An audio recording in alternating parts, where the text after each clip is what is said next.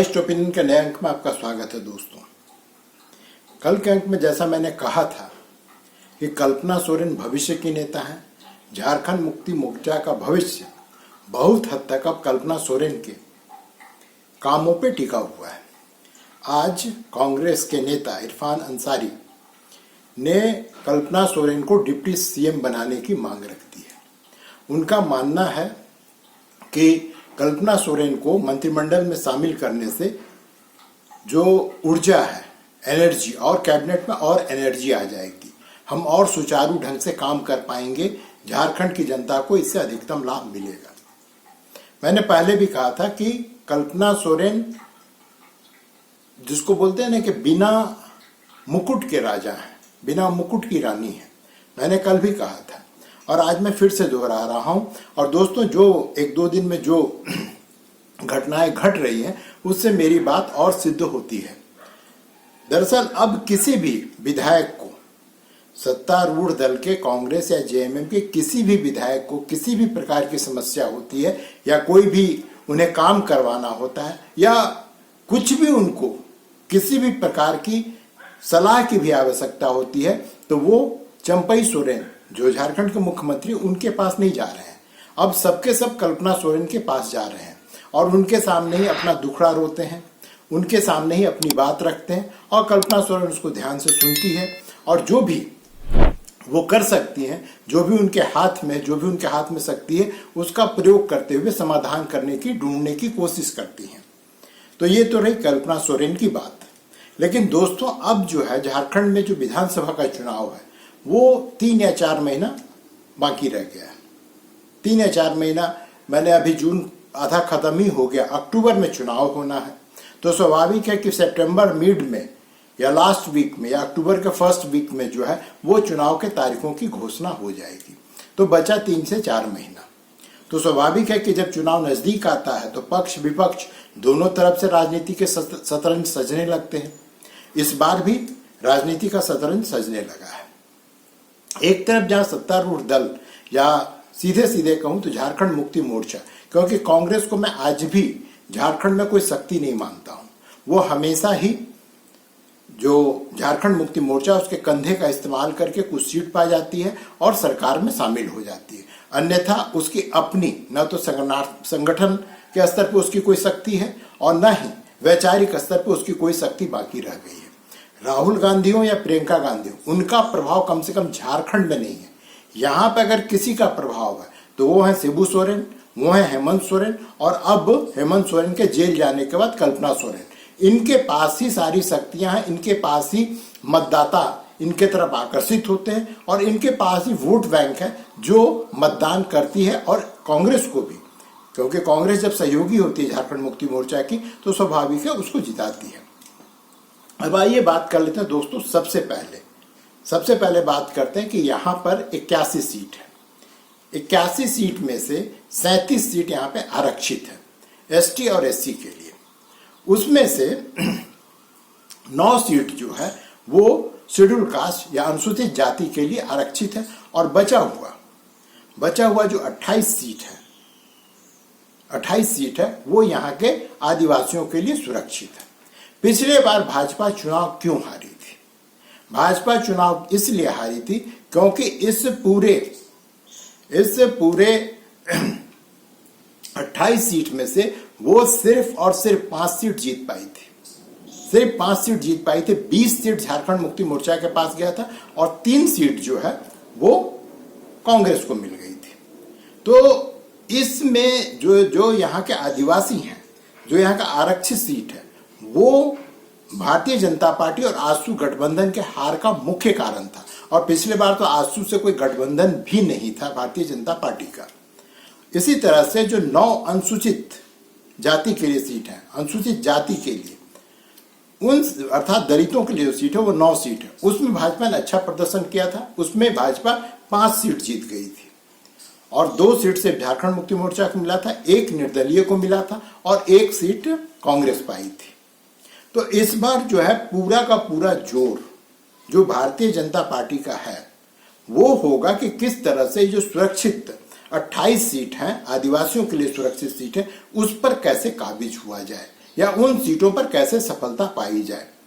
इसके लिए शतरंज का मैंने कहा ना कि गोटी सजने लगा है, चाल चलने लगा है। चाल भी जो दोनों तरफ से, पक्ष विपक्ष दोनों तरफ से चला जाने लगा है। तो पहली चाल भारतीय जनता पार्टी ने ये चली है दोस्तों, आप पिछले 6 महीना में जो विधानसभा का चुनाव हुआ पूरे भारत में, उस पर ध्यान दीजिए।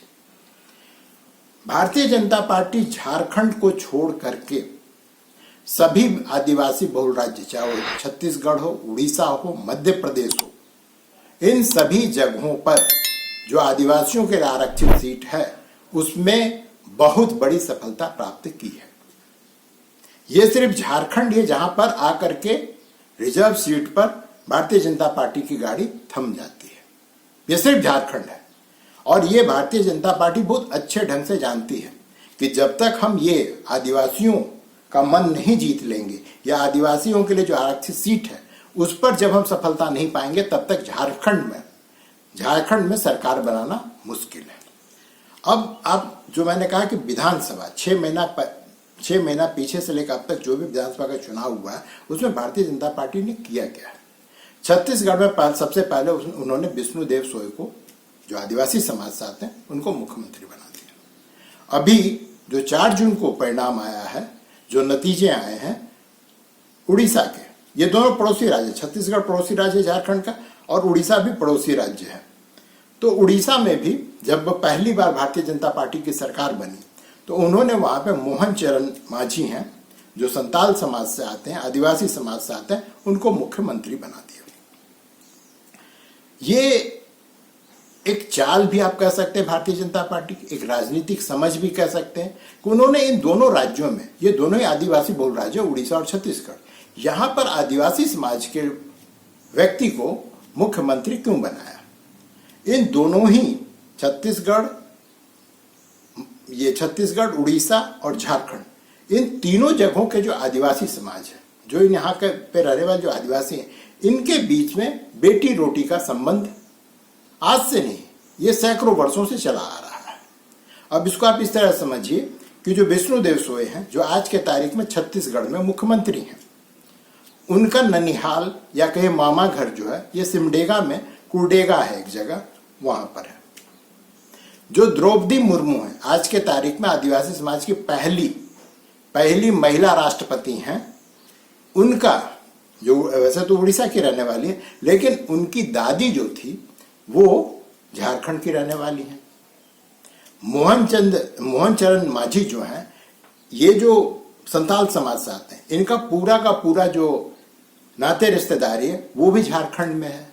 और वैसे भी वो जहां से चुनाव जीते हैं क्योंझर से, वो एकदम सटा हुआ वो विधानसभा क्षेत्र है झारखंड से।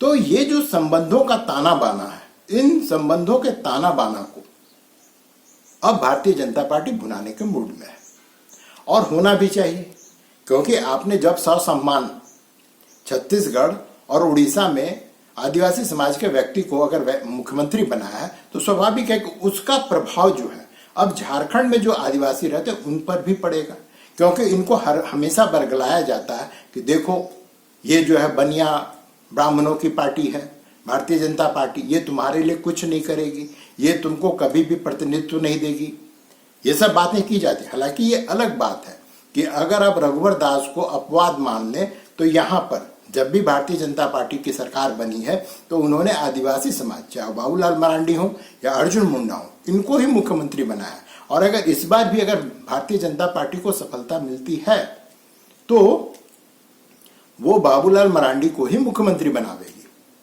लेकिन इसके बावजूद जो आदिवासी हैं उनको ये समझाना पड़ेगा कि जो आपके बीच में ये एक भ्रम फैलाया गया है कि आरक्षण खत्म कर दिया जाएगा, संविधान बदल जाएगा, ये जो झूठा नैरेटिव जो फैलाया गया, इससे पहले इसके काट के रूप में आपको जाना पड़ेगा आदिवासियों के बीच में, आदिवासी समाज के बीच में, और वहां जाकर के आपको अपनी बात रखनी पड़ेगी, जो वास्तविक स्थिति उसको बताना पड़ेगा। लेकिन भारतीय जनता पार्टी के पास में सिर्फ यही एक तुरुप का अक्का नहीं है कि 2 राज्यों में उन्होंने आदिवासी समाज के व्यक्ति को मुख्यमंत्री बना दिया। दूसरा मुद्दा जो भ्रष्टाचार का है, भ्रष्टाचार का मुद्दा इस बार फिर से यहाँ पे गरमाएगा। हालांकि मेरा ये मानना है कि आदिवासी समाज को इससे कोई फर्क नहीं पड़ता है। आदिवासी समाज को इससे कोई फर्क नहीं पड़ता है। अगर भ्रष्टाचार के मुद्दा पर ही अगर चुनाव लड़ा जाता तो यहां पर इस बार, जब यहां पर आज के तारीख में शिबू सोरेन के बाद में सबसे बड़ा आदिवासी नेता तो हेमंत सोरेन को ही माना जाएगा, जब वो जेल में है, वो चुनाव प्रचार करने के लिए बाहर नहीं आए, उसके बावजूद भारतीय जनता पार्टी झारखंड में जो 5 लोकसभा का सीट है, जो 5 संसदीय सीट है जो आदिवासियों के लिए सुरक्षित था, उन 5 के 5 सीट पर झारखंड मुक्ति मोर्चा और उसके सहयोगी कांग्रेस को सफलता मिली। एक सीट भी भारतीय जनता पार्टी को नहीं मिला। इससे ये सिद्ध होता है कि जो आदिवासी हैं वो इन भ्रष्टाचार वगैरह के मुद्दों से बहुत ज्यादा प्रभावित नहीं होते हैं। तो स्वाभाविक मुद्दा तो बनेगा, लेकिन मुद्दा इसके विपरीत बनेगा कि लोगों को ये बताया जाएगा, और बताना भी चाहिए झारखंड मुक्ति मोर्चा के द्वारा, कि देखो तुम्हारा नेता भ्रष्ट नहीं है, लेकिन इन लोगों ने षड्यंत्र करके तुम्हारे नेता को जेल में डाल दिया, और इसका अच्छा खासा प्रभाव लगता है कि आने वाले विधानसभा चुनाव पर भी पड़ेगा। संथाल क्षेत्र में एक और मुद्दा है। संथाल क्षेत्र में एक मुद्दा ये है दोस्तों, जो बांग्लादेशी घुसपैठियों का मुद्दा है। वहां पे बहुत बड़ी संख्या में जनसंख्या में परिवर्तन हुआ, वहां के डेमोग्राफी को चेंज कर दिया गया है और जानबूझकर चेंज किया गया है और किया जा रहा है। वहां पर कई आदिवासी युवतियों की हत्या की गई है। लव जिहाद की बात जो है वो वहां पर की जा रही है, और इसमें कुछ हद तक सच्चाई भी है, क्योंकि ये सत्य है कि वहां पर जनसंख्या में परिवर्तन हुआ है, और ये भी सत्य है कि वहां पे बहुत बड़े पैमाने पे जमीन जो हस्तांतरित होकर के बांग्लादेशियों के पास गया है। ये सत्य है, और स्वाभाविक है, चूंकि प्रधानमंत्री भी जब लोकसभा चुनाव के लिए दुमका में सभा कर रहे थे तो वहां उन्होंने भी इस मुद्दे को उठाया था।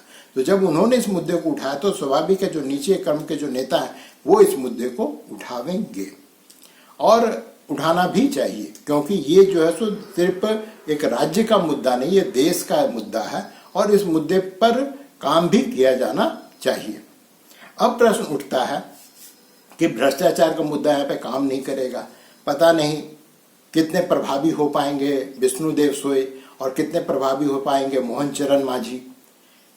लेकिन जो भाजपा का कोर एजेंडा है, जो मुख्य मुद्दा है, वो फिर से यहाँ पे लाया जाएगा, और इसके लिए मैं सत्तारूढ़ जो अभी दल है, जो चंपई सोरेन की सरकार है, उसको मैं जिम्मेदार मानता हूं। क्यों मानता हूं दोस्तों? हजारीबाग में एक क्षेत्र है बड़का गांव में एक पंचायत है महुदा। वहां पे कई दशकों से रामनवमी का जुलूस निकालने पे रोक लगा हुआ है। अब इस बार रामनवमी बीते हुए 2-3 महीना हो गए, वहां पर अमन नाम का कोई व्यक्ति है, उसने अपने कुछ साथियों के साथ में वहां पर इस बार रामनवमी की जुलूस निकाला, और जुलूस निकालने क्रम में फिर पुलिस ने जैसे धर पकड़ करके बंद कर दिया। अब ये मामला खत्म हो चुका था कमोबेश, लेकिन कल समाचार आए कि उसको पुलिस ने अरेस्ट किया, और वो भी बड़ा बलिदानी की तरह जो है कि हमें इससे कोई फर्क नहीं पड़ता। और ये बातें अब समाचार माध्यमों में आ रही हैं, और धीरे धीरे कम से कम हजारीबाग, कोडरमा, चतरा, ये सब जो क्षेत्र है वहां पे ये फैल रहा है, क्योंकि हजारीबाग का रामनवमी बहुत ही प्रसिद्ध है। वहां पर आप अगर उसको कहें कि उस जिला का वो राष्ट्रीय पर्व है तो कहना गलत नहीं होगा। 2 दिन तक वहां पर रात भर जुलूस निकलता है, और हजारों लाखों की संख्या में लोग भाग लेते हैं, और उस जगह पे आपने बिठाए भारतीय जनता पार्टी को मुद्दा दे दिया कि देखो ये तुष्टीकरण करता है, मुस्लिम तुष्टीकरण करता है, और उनके पास में कुछ फैक्ट्स भी हैं। एक तरफ आप अमन को गिरफ्तार कर रहे हैं, और दूसरी तरफ संताल परगना और राज्य के अन्य भागों में जो मुस्लिम बहुल, जहां पर मुस्लिमों की संख्या ज्यादा है, वहां के स्कूलों में आप आधिकारिक रूप से शुक्रवार को छुट्टी घोषित करते हैं। तो ये तुष्टीकरण तो है, इससे इनकार नहीं किया जा सकता, और इसके लिए सिर्फ हेमंत सरकार जिम्मेदार नहीं है, इसके लिए पिछले वर्षों में जितने भी यहाँ पे सरकारें बनी है वो सबके सब जिम्मेदार हैं, क्योंकि सबने इसको कहीं ना कहीं बढ़ावा दिया। क्यों बढ़ावा दिया? क्योंकि वो मुस्लिमों का वोट चाहिए।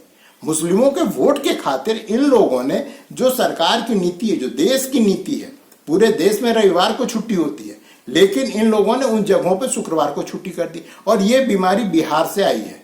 बिहार में जो सीमांचल क्षेत्र है, जो बांग्लादेश सीमा से लगा हुआ जो इलाका, वहां पर सबसे पहले ये बीमारी को शुक्रवार को जो है छुट्टी रहेगी और रविवार को स्कूल खुलेगी। वो बीमारी धीरे धीरे झारखंड में पहुंच चुकी है, और ये मैंने जिसको बोलते हैं थाली में परोस करके मुद्दा भारतीय जनता पार्टी को दिया जा रहा है, और इससे लोग प्रभावित होंगे, इससे लोग प्रभावित होंगे। एक और कदम जो रोजगार के साथ साथ, जिस पर हम लोग पिछले अंक में बात भी की थी कि यहाँ पर रोजगार की बहार आई हुई है, उसमें मैंने डिटेल आपको बताया था। उसी के साथ उससे एक कदम और आगे बढ़कर सरकार ने निर्णय लिया है, सरकार ने निर्णय लिया है कि अब जो है यहाँ पे 2 लाख तक के कर्ज, 50,000 से 2 लाख तक के कर्ज को माफ कर दिया जाएगा। दोस्तों मैं आपको स्पष्ट कर दूं, इससे कुछ लोग खुश होंगे। ये देश, ये राज्य झारखंड जो है, ये करीब 4.25 करोड़, पौने 4 करोड़ यहाँ की आबादी है, उसके 2 लाख लोग इससे खुश होंगे। 2 लाख नहीं, 1,90,000 के लगभग लोगों का कर्ज माफ किया जाएगा। लेकिन मैं कर्ज माफी अर्थव्यवस्था के हमेशा से खिलाफ रहा हूं। ये कर्ज माफी इकोनॉमी जो है 2 तरह के गलत संदेश देता है। एक तो आप बैंक को जो है बर्बाद करते हैं, बैंकिंग सिस्टम को। दूसरा, अगर आप बैंक को पैसा पे करते हैं, वैसे ही जो झारखंड की अर्थव्यवस्था है वो काफी गंभीर स्थिति से गुजर रही है, इसके हालात ठीक नहीं है। अब इस स्थिति में आप कर्ज माफी ला रहे हैं। क्यों ला रहे हैं कर्ज माफी?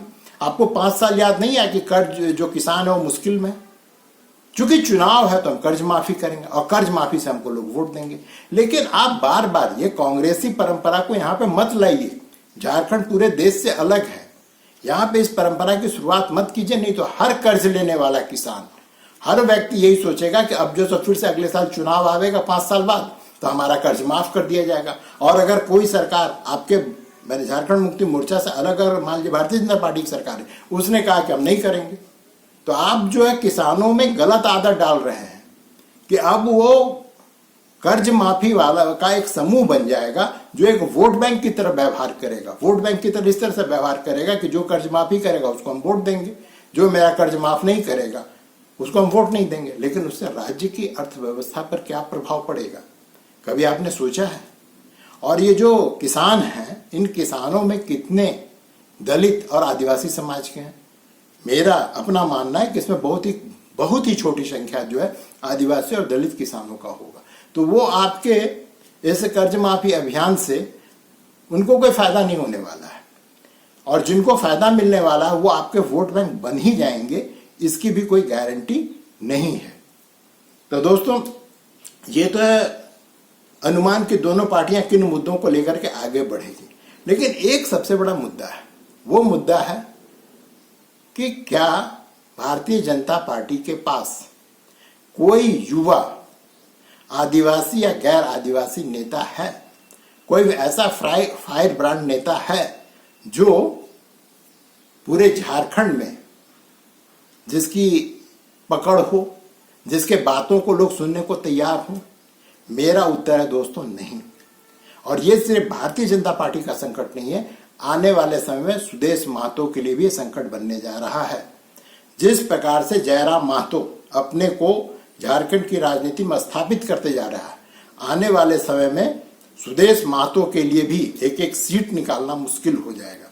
अब दूसरी तरफ आप देखिए झारखंड मुक्ति मोर्चा के लिए, झारखंड मुक्ति मोर्चा, मेरा यह मानना है कि कल्पना सोरेन युवा है, तेज तर्रार है, और जिस तरह से वो लोगों को आकर्षित कर रही है, जिस प्रकार से लोगों को एड्रेस कर रही है, जिस प्रकार से लोगों के साथ में कम्युनिकेट कर रही है, बाबूलाल मरांडी, इनके पास अनुभव है, ईमानदार है, सब कुछ बहुत अच्छे हैं।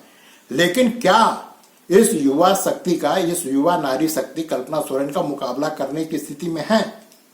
आज की तारीख में मेरा उत्तर है नहीं, नहीं है वो। इनको भी एक युवा नेता लाना पड़ेगा जो इसी तरह का तेज तर्रार हो, जो कल्पना सोरेन का के प्रश्नों का जवाब दे सके, उनके आरोपों का जवाब दे सके। आज के तारीख में भारतीय जनता पार्टी के पास में कोई भी ऐसा युवा नेता नहीं है जो कल्पना सोरेन से टक्कर ले सके। इसलिए आने वाला चुनाव बहुत ही दिलचस्प होने वाला है। लेकिन एक चीज हम भूल गए हैं यहाँ पे, वो ये है कि झारखंड की ये परंपरा रही है, झारखंड में राजस्थानी परंपरा है। जैसे राजस्थान में कोई भी सरकार, अगर कांग्रेस की सरकार बनी है तो अगले बार भारतीय जनता पार्टी की ही सरकार बनेगी, और जब भारतीय जनता पार्टी की सरकार बनेगी तो उसके अगले बार कांग्रेस की सरकार बनेगी। कुछ उसी परंपरा का निर्वहन जो है झारखंड कर रहा है।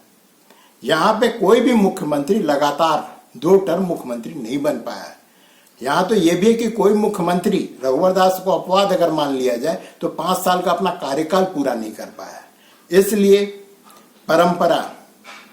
जो परंपरा है वो भारतीय जनता पार्टी के साथ में है, लेकिन जो युवा शक्ति है वो झारखंड मुक्ति मोर्चा के साथ में है। अब देखते हैं आने वाले समय में क्या होता है। हमें भी इंतजार, आपको भी इंतजार है। तो आज के लिए दोस्तों इस अंक में सिर्फ इतना ही। अगले अंक में फिर मिलेंगे, किसी और मुद्दे पर चर्चा करेंगे। तब तक के लिए आज्ञा दीजिए। धन्यवाद।